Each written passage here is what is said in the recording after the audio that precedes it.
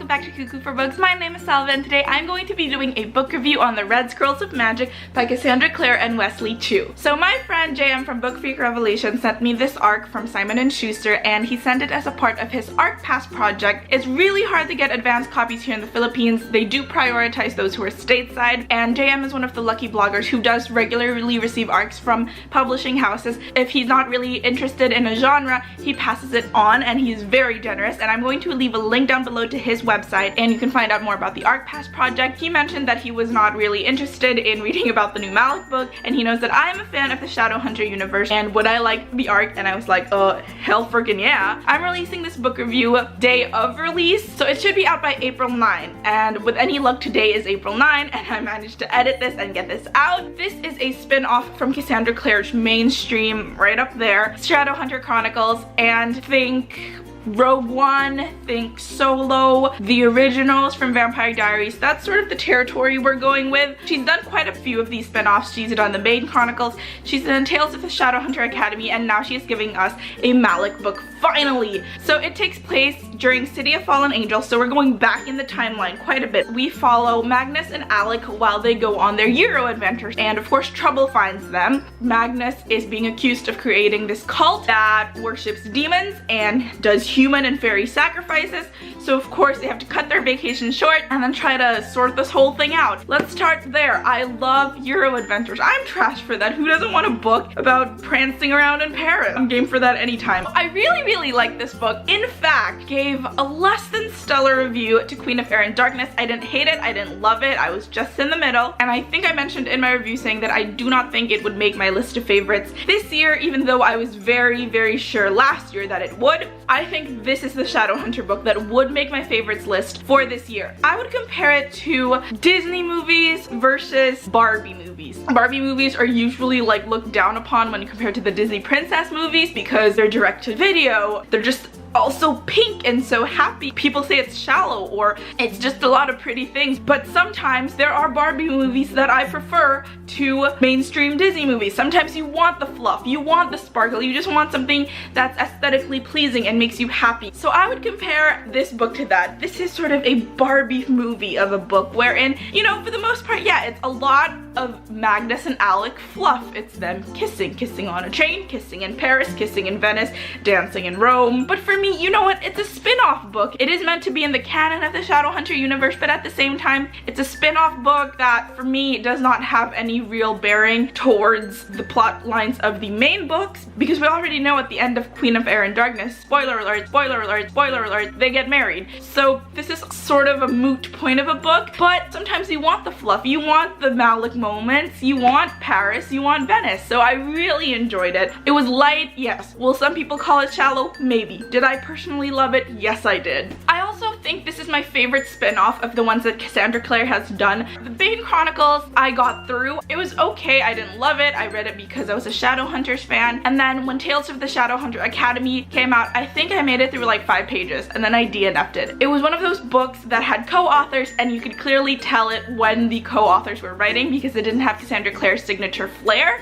So I was really actually hesitant to read this book when I saw that there was another co-author, so I was like, oh, is this gonna be like Cassandra Clare presents, but really it's Wesley Chu writing the whole time? And I feel like this, out of all of her spin-offs, has the most her to it. It's the most similar, it's the most familiar to her main canon. There are so many cameos in this book. I don't want to give any of them away, but there are at least like 10 familiar characters who play a big part. They're not just like walking on screen and then walking off, but they play pretty big parts in this book, and I was very happy to see them. So I mentioned this before, Cassandra Clare flourishes when there is a mystery plot line to her books. I think that's why I loved the Infernal Devices so much, why I loved Lady Midnight so much. Lady Midnight was an actual murder mystery, and the Infernal Devices had this whole spiraling mystery about who Tessa was, what her parentage was, why Jem was sick. I'm not saying she's not great at the fantasy stuff, but they work so much more when there is a mystery, something to solve, when detectives play into the plot. That is where she thrives, and this book was no different. Let's find out who this cult leader is. who is terrorizing the fairies and the humans and worshipping demons. And they go all over Europe to try to solve this mystery. So I think that's where she works best. That being said, I'm not going to name any names, but when you find out who the cult leader really is, I personally felt like it was a little anticlimactic in terms of the reveal. I thought the person could have been such a great villain had delved into the whys of why that person did what they did. The reveal, I saw it coming a mile away, so I was like, yawn, okay, whatever, that was to be expected. She did the detective work. You know, when Sherlock makes that big speech at the end of the episode, Sherlock fumbles in this case. The clues were laid out perfectly, the pacing, everything. When Sherlock finally learns who did it, he goes, his execution was just not good. That was my biggest problem with the book.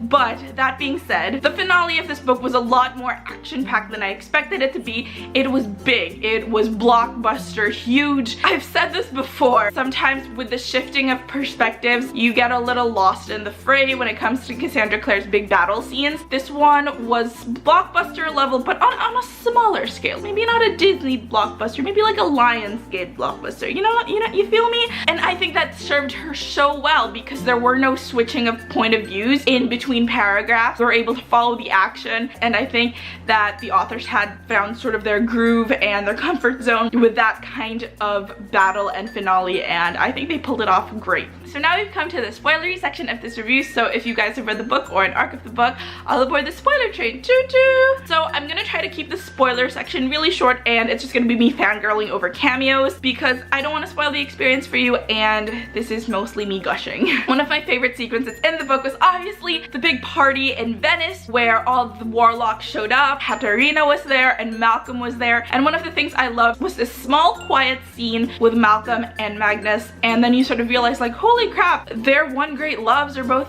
Shadowhunters. To see that parallel of like Magnus entering this new blossoming love with Alec and Malcolm just sort of warning Magnus off like, you know, I tried loving a Shadowhunter. I mean, we all know how that turns out if you've read Lady Midnight. I also really loved how big of a role Helen and Aline played in this novel. I did not expect that at all. And while we're writing about gay Shadowhunters, why don't we include more gay Shadowhunters? I don't know if it's setting the groundwork for one of the future books since this Malik book is part of a series, a new series. It just feels like their roles have sort of changed. When Helen and Aline started entering the plot when it came to the dark artifices, it was more of Helen who was traumatized and this sort of shrinking Violet. Aline was the one taking charge. Their roles were sort of switched in this novel where Helen was like, I'm gonna do this, I'm gonna solve the murder, I'm gonna do this, and Alina's like, I think I'm gay but I don't know how to express my feelings and I'm so shy and I'm so awkward. So either that was done on purpose and we're gonna see what causes that role reversal in the future, or just really bad characterization. Now that we've fangirled over the spoilers,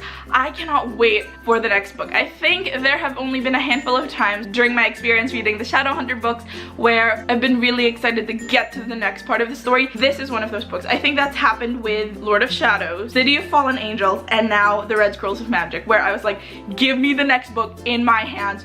Right now I need it. It wasn't really so much of a cliffhanger, but I liked this little bubble that they've created where Magnus and Alec are the heroes. And that about does it for my The Red Scrolls of Magic book review. You can follow me in my other bookish adventures on Twitter at Cuckoo for Books and on Instagram at Cuckoo for Books and at SalvaVillier.